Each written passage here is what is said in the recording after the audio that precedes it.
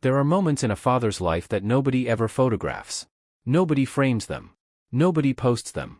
Nobody writes about them in any magazine or celebrates them at any ceremony. They happen in the dark.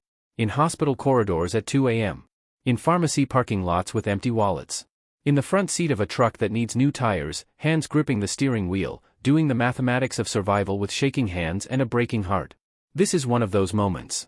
A single father. A sick little girl. A broken jet belonging to one of the wealthiest women in the world. And a bill for medicine that was going to cost more than everything he had. This is not a story about money. This is a story about what a father will do when his daughter needs him. And about what happens when the right person, finally, sees it.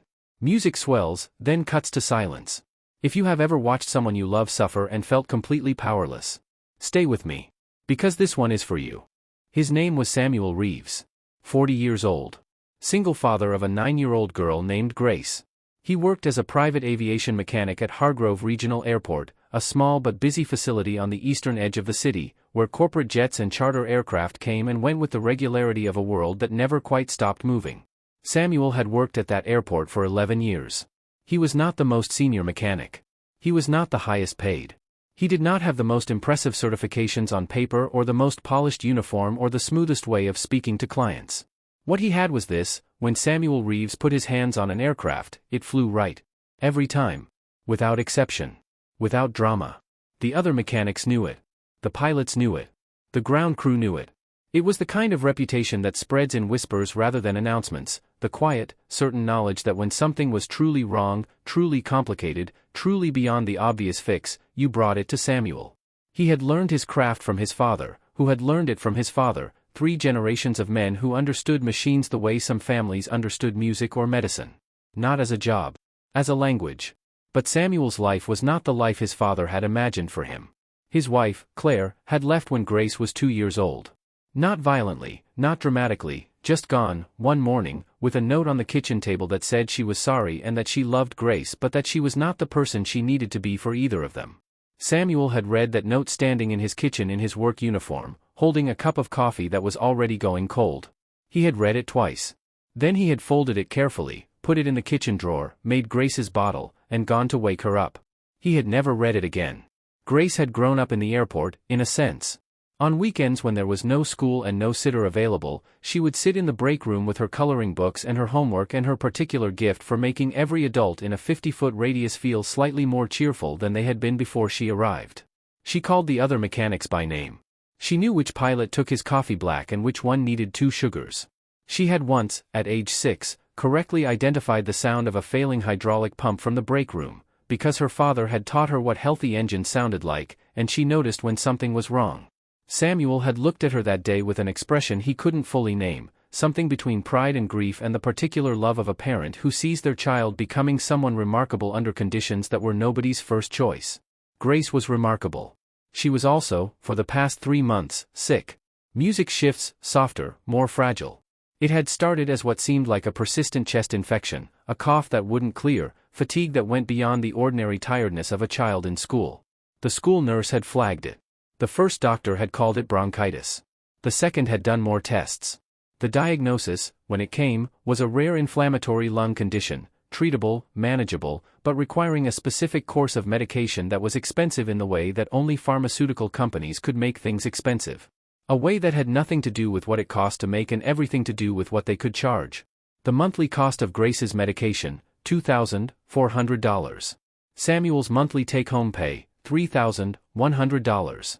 After rent, utilities, groceries, school costs, and the truck payment, there was not $2,400 left. Not even close. He had applied for every assistance program he could find.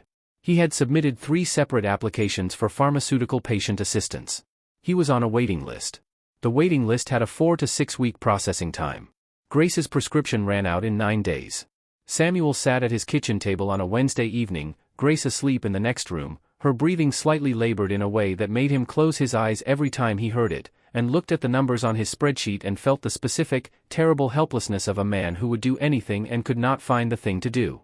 His phone rang. It was the airport operations manager, a man named Pete Callahan who had worked at Hargrove Regional for 20 years and who had the permanent expression of someone managing more situations than any one person should manage. "Sam. I'm sorry to call this late. It's fine, Pete. What's up? We've got a situation. A Gulfstream G650 landed 2 hours ago, private, out of New York. Full systems warning across the board. Pilot won't take it back up. Owner's team is here, they're trying to fly out first thing tomorrow morning, and our senior team has looked at it and they're not confident. Samuel leaned back in his chair. What's the aircraft doing? That's the thing. On the ground it's running clean. All diagnostics show normal. But 3 times on the approach it threw simultaneous warnings across avionics, hydraulics, and environmental. Pilot says it felt wrong in ways he can't quantify. Samuel was quiet for a moment. A pilot saying something felt wrong, that was a language he respected. Who's the owner? Catherine Voss. Samuel recognized the name. Everyone did. Catherine Voss was the founder and CEO of Voss Air Industries, a private aerospace manufacturing company worth somewhere between $8 and $12 billion, depending on which publication you read. She was 63 years old, had started her company in a garage with 12 employees and a contract nobody else wanted, and had built it into one of the most significant private aerospace firms in the country. She also, Samuel had heard, knew more about aircraft than most people who worked on them. I'll come in, Samuel said. He checked on Grace. Straightened her blanket. Listened to her breathe for 30 seconds, the ritual, the thing he did every time he left, so the sound of her breathing was the last thing he carried out the door. He drove to the airport in the rain. The Gulfstream G650 was sitting in Hangar 4 under full lights when Samuel arrived. It was a beautiful aircraft, even grounded, even throwing warnings, even surrounded by the controlled anxiety of a flight crew that didn't know what was wrong with it.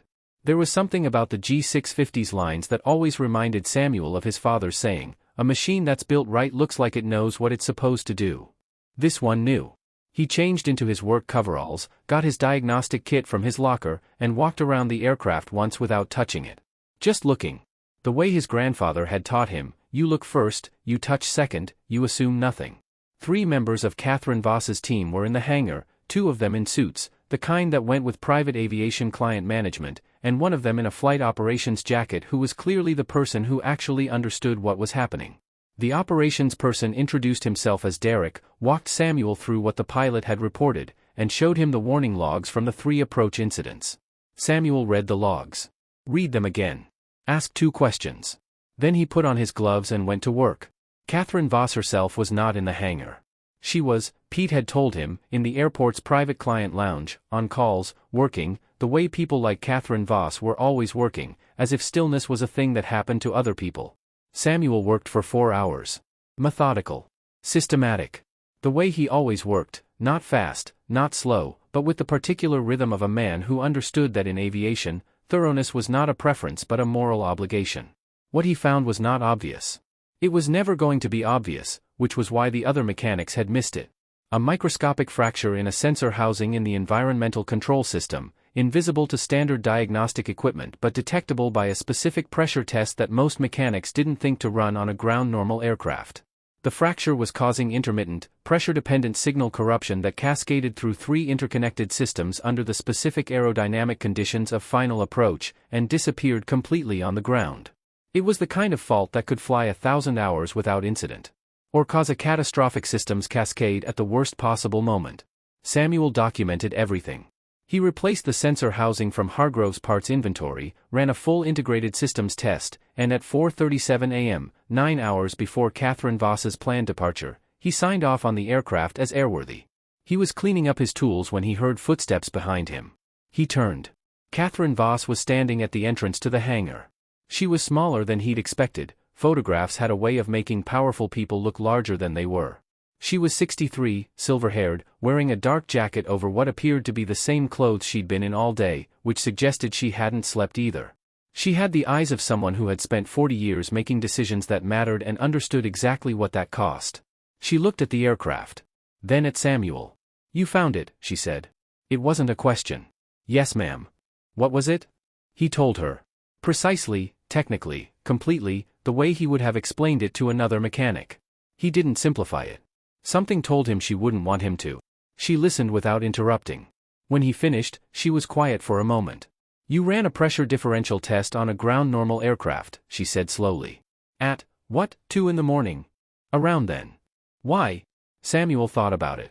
"Because the pilot said it felt wrong." And pilots don't say that about nothing. Catherine Voss looked at him for a long moment. What's your name? Samuel Reeves. How long have you worked here, Samuel? 11 years. She nodded slowly. Thank you, she said. For coming in. For finding it.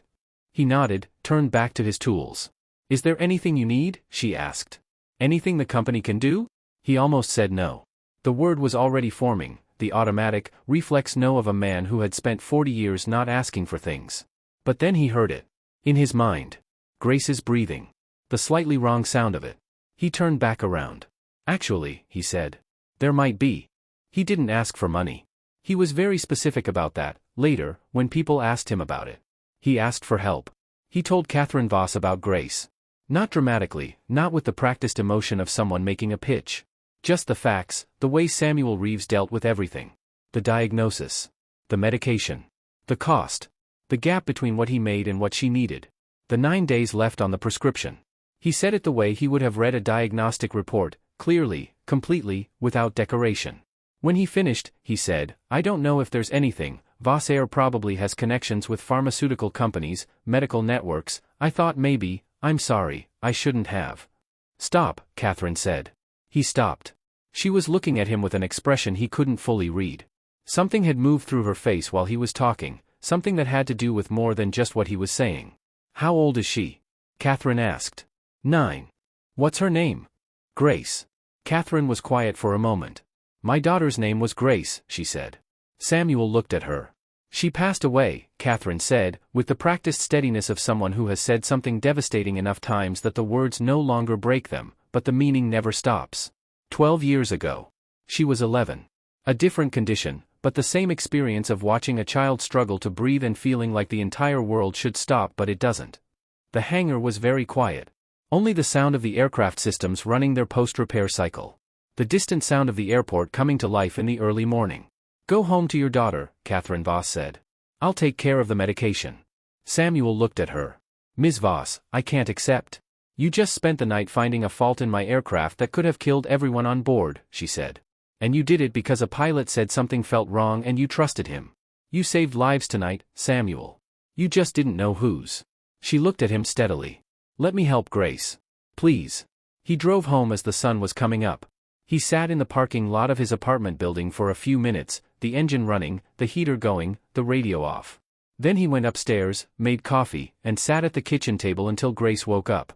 When she padded out in her pajamas, the ones with the stars that she'd had since she was 6, she looked at his face and said, Baba. You were at the airport all night. Yep. Did you fix something important? He thought about the G650. The sensor housing. The pilot who said it felt wrong. Yeah, he said. Something important.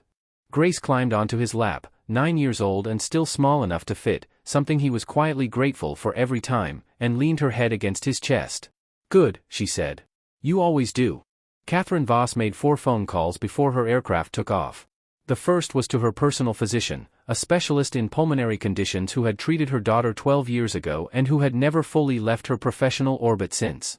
She gave him Grace's diagnosis, her medication name, her current dosage. She asked him to contact Samuel's doctor and coordinate directly.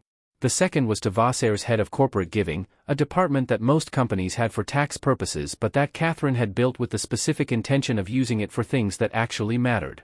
She authorized an immediate pharmaceutical assistance grant covering Grace's medication for 12 months, renewable. The third call was to her legal team. This one took longer. Because Catherine Voss had not spent the rest of the night sleeping after Samuel left. She had spent it thinking. About a man who had come in at midnight for someone else's emergency. Who had found a fault that 4 other mechanics had missed. Who had worked through the night with the quiet, thorough commitment of someone who understood that what he did mattered, not for recognition, not for extra pay, but because an aircraft either flew right or it didn't, and the people on board deserved for it to fly right. About a man who, when offered anything he needed, had asked for help with his daughter's medicine. Not a raise. Not recognition. Not money for himself. His daughter's medicine. Catherine had built Vassair on a very specific philosophy, one that her board sometimes found inconvenient and her competitors occasionally called naive. The philosophy was this: the best people in any industry are almost never the most visible ones. They're the ones in the hangars at midnight. The ones whose names you don't know until something goes wrong and they're the only ones who can fix it. She had spent 40 years looking for those people. She had never met one quite like Samuel Reeves. Her legal team took 45 minutes to structure what she had in mind. At 8:15 a.m., 2 hours and 22 minutes after Samuel had driven away, Catherine Voss boarded her aircraft. She looked at the sensor housing Samuel had replaced. She thought about the pressure differential test he'd run at 2 in the morning because a pilot said something felt wrong. She buckled her seatbelt. "Let's go," she said. The G650 took off into a clear morning sky. It flew perfectly. Before I tell you what arrived at Samuel Reeves's door 3 days later, I need to stop. Because right now, in this moment, I'm not just thinking about Samuel. I'm thinking about every father listening to this story. The ones who work night shifts so their children can sleep safely. The ones who eat last so their children can eat first. The ones who sit in parking lots after long nights, not because they need a moment, but because they need to put their face back together before they walk through the door. The ones who fix what's broken in the dark, so the morning can feel normal for the people they love. I want to ask you something. When was the last time you told your father, or the memory of your father, that what he did mattered? That the night shifts mattered? That the cold coffee mattered? That the times he walked into rooms full of people more powerful than him, for you, mattered? If your dad is your hero? If your dad was your whole world? If your dad worked midnight shifts and packed your lunch and never once let you see him break? Then right now, subscribe to the Single Brave Dad Stories. Press that bell icon, for every night he worked while you slept. Hit that thumbs up, for every sacrifice he made that you only understood years later.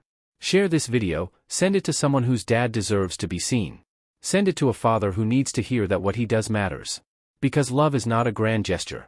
Love is a man at an airport at 2 a.m., finding the thing that could have killed everyone, because that's what he does. Subscribe, like, share, prove the love. The Single Brave Dad Stories, because every father deserves to be seen. Now, back to Samuel. Because what arrives at his door 3 days later will change everything. Samuel was in the backyard on a Saturday morning. He was doing what he did most Saturday mornings when Grace was feeling well enough. They were working on her bicycle. Not fixing something broken, specifically. Just the ongoing project of a father and daughter spending time with something mechanical, which was the language they shared. Grace was holding a wrench with the focused expression of a child who had decided she was going to learn this properly. Samuel was explaining, for the third time, the relationship between torque and thread direction, which Grace kept insisting she understood and then immediately applying backwards. "Righty-tighty," Samuel said. "I know," Grace said, turning the wrench left. "That's lefty-loosey. I'm testing you. You've been testing me for 20 minutes. You keep passing," Grace said, with the absolute serenity of a 9-year-old who has won an argument by changing its terms. Samuel looked at his daughter, the slight color back in her cheeks from the new medication that had arrived 3 days ago, delivered by a courier with a Voss Air Industries envelope and a note from Catherine's physician. The breathing easier. The energy returning in small, precious increments. He heard the front door. Mrs. Patterson from next door, who had a spare key for emergencies, appeared at the back gate. "Sam, there's a man at your front door. Says he's from Voss Air Industries." Samuel stood up. Wiped his hands on his jeans. Looked at Grace. "Keep practicing," he said. "Which direction?" she called after him. "You know which direction." "Testing," she said. He smiled. Walked through the house to the front door. The man at the door was in his 40s, professionally dressed, carrying a briefcase. He introduced himself as Michael Chen, Director of Special Projects at Voss Air Industries, and asked if he could come in. Samuel let him in. They sat at the kitchen table, the same table where Samuel had done the impossible mathematics of Grace's medication, where he had stared at spreadsheets at 2 a.m., where he had held his phone and weighed whether to ask a billionaire for help. Michael Chen opened his briefcase. He placed a document on the table. Then he placed an envelope on top of the document. "Ms. Voss asked me to deliver this personally," he said. "And to explain what's in the document, which is the more important part. But she wanted you to open the envelope first." Samuel looked at the envelope. His name was written on it in handwriting, not printed, not typed. Actual handwriting. He opened it. Inside was a single card. Handwritten. Catherine Voss's handwriting. He could tell it was the same hand from the way it sloped slightly forward, decisive and clear. "Samuel. You came in at midnight because a pilot trusted his instincts and you trusted him. You spent 9 hours finding something 4 mechanics missed. You saved my life and the lives of everyone on that aircraft, though I know you would say you were just doing your job. You asked for nothing for yourself. You asked for Grace. I had a Grace once. I understand what it means to fight for her. What's in the document is not a gift. It is a recognition of the kind of person you are, and the kind of work that deserves to be seen. Take care of her. Catherine Voss. Samuel put the card down on the table. He looked at Michael. What's in the document? He said. Michael opened the document. Voss Air Industries would like to offer you the position of Chief Quality Assurance Specialist for our private aviation services division. The role involves leading our maintenance quality program across our fleet of 42 aircraft. Full benefits. Full medical coverage for you and Grace, comprehensive, no limits, no waiting lists. Company vehicle. And he paused. He slid the document toward Samuel and pointed to a number on the third page. An annual salary of. Samuel looked at the number. He read it twice. Then he looked up. That says. Yes, Michael said. It does. The annual salary was $480,000. But that was not the number that made Samuel Reeves, a man who had never once cried in front of a professional, who had folded a note on a kitchen table 11 years ago and put it in a drawer and not read it again, feel the room shift around him. The number that did that was at the bottom of the third page. A signing bonus. $10 million. With a note beside it in Catherine Voss's handwriting. For Grace. For every night you showed up. For the 11 years at an airport where nobody knew your name. Consider it back pay from the world. Samuel sat with the document for a long time after Michael left. He made tea, not coffee, tea, because his hands were slightly unsteady and tea required more steps and more steps meant more time to process, and sat at his kitchen table and looked at the document. Grace came inside eventually. She'd gotten bored with the bicycle. She appeared in the kitchen doorway with grease on her hands, the correct amount of grease for a child who has been working on something properly, and looked at her father. Baba. You okay? Yeah. You're drinking tea. You don't drink tea. I drink tea. You drink it when things are big, Grace said, with the precision of a child who has been paying attention her whole life. She came and sat across from him. Looked at the document. What is that? Samuel thought about how to explain it. He thought about 11 years at Hargrove Regional. About his grandfather teaching him to look first and touch second and assume nothing. About his father, who had understood machines like a language. About Claire's note in the kitchen drawer that he'd never read again. About Grace's breathing in the night and the medication spreadsheet and the phone call from Pete Callahan. About a woman named Catherine Voss who had a daughter named Grace and had watched her struggle to breathe and understood, completely, what that meant. About a pilot who said something felt wrong and trusted it. Someone saw the work, Samuel said finally. Grace looked at him. Your work. Yeah. And they said thank you? More than that. Grace considered this. How much more? Samuel turned the document so she could see the number. Grace looked at it. She was 9 years old, and 9-year-olds don't always know what numbers that large mean in practical terms, but they are extraordinarily good at reading their parents' face, and Samuel's face in that moment told her everything she needed to know about the magnitude of what she was looking at. Baba, she said carefully. Is that a lot? Yeah, baby, he said. That's a lot. She was quiet for a moment. Does it mean I can get my medicine? He looked at his daughter. You're going to have your medicine, he said. For as long as you need it. For the rest of your life if you need it. Nobody is ever going to count those pills again. Grace nodded slowly. Processing. Then? Can we still fix things? She asked. Together? Even if you're doing the big job now? Can we still do the bicycle and stuff? Samuel looked at her. At the grease on her hands. At the careful, serious face that had his eyes and her mother's disappeared and nobody's certainty because she'd built her own. Every Saturday, he said. I promise. Nothing changes that. Grace reached across the table and put her greasy hand on top of his. Okay, she said. Then it's good. He covered her hand with his other hand. Outside, a plane passed overhead, the ordinary sound of a working airport, the background sound of his entire adult life.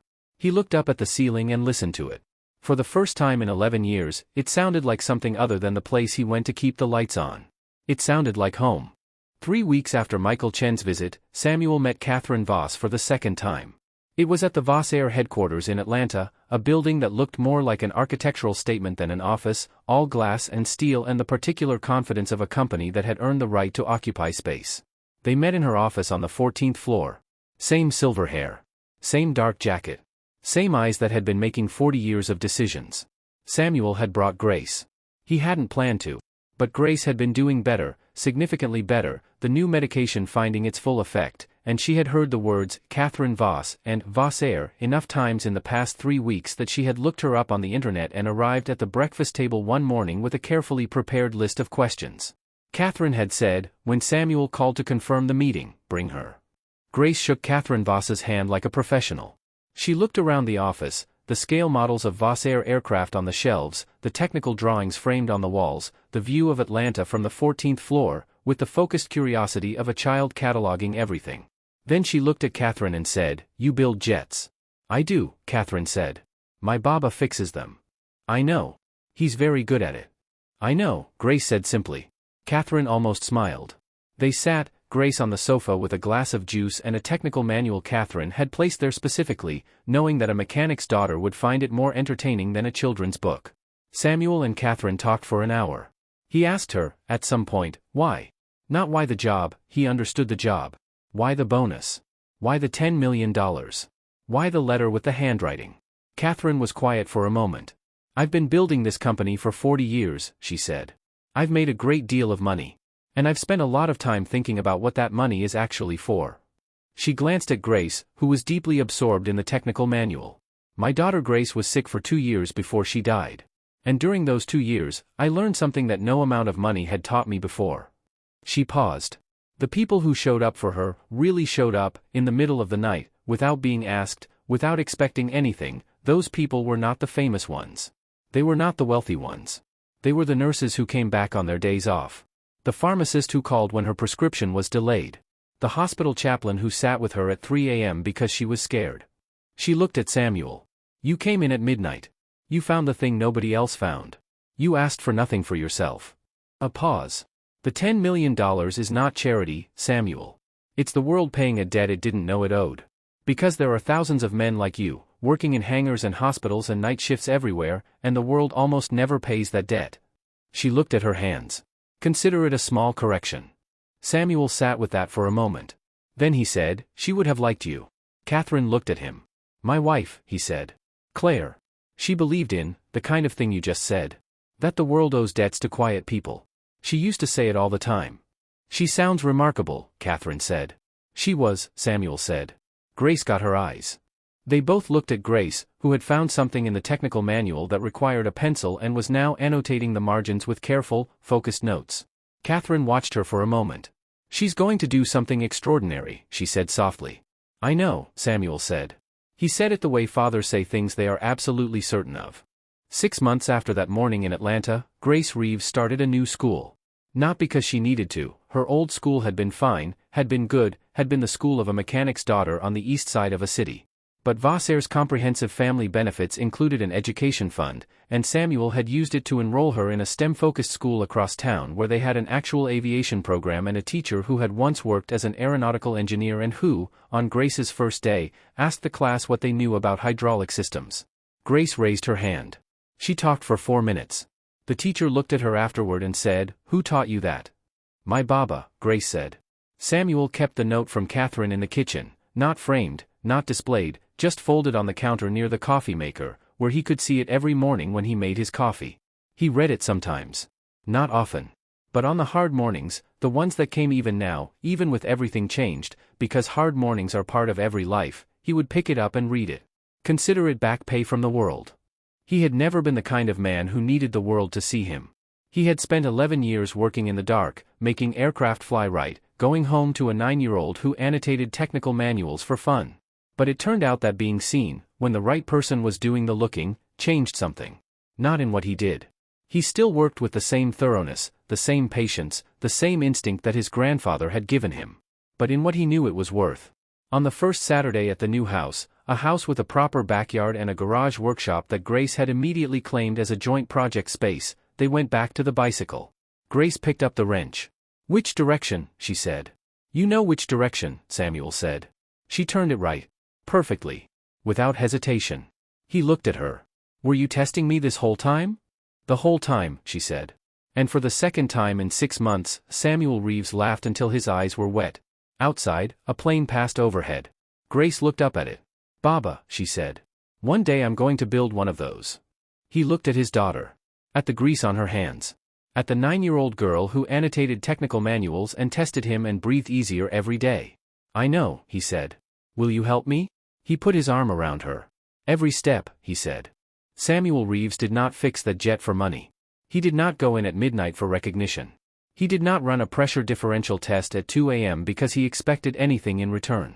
He did it because a pilot trusted his instincts and Samuel trusted the pilot. He did it because that is what he did. Because some men, the quiet ones, the ones in the hangars and the night shifts and the parking lots at dawn, those men do the right thing not because they expect the world to notice. They do it because they cannot imagine doing it any other way. And most of the time, the world doesn't notice. Most of the time, men like Samuel Reeves go home to their daughters and make tea and do the mathematics of survival and show up again the next morning and the world never knows their name. But sometimes, the right person is watching. And the debt gets paid. Music swells. Right now, before this video ends, I want you to close your eyes for just one moment.